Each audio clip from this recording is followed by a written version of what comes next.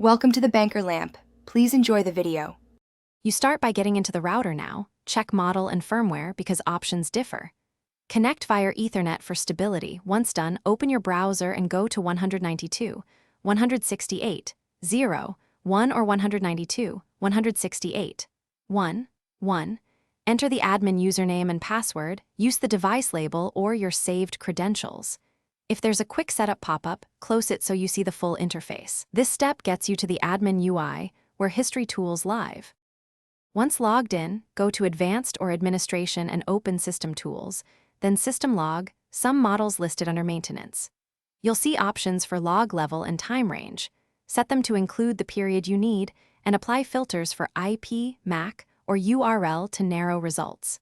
Make sure to refresh after changing filters so entries update. If you need evidence, use Export or Save to download the log file before you navigate away. Now review entries. Look for timestamps, client MAC addresses, visited URLs, and any blocked or dropped connections. Export the logs to CSV or TXT for sorting and long-term records, and note the router's time zone so timestamps make sense. If logs are empty, make sure logging is enabled, check firmware updates, and reboot the router.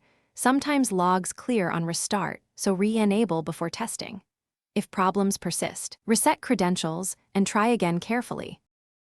Thanks for watching. If this was helpful, leave a like and consider subscribing. See you next time.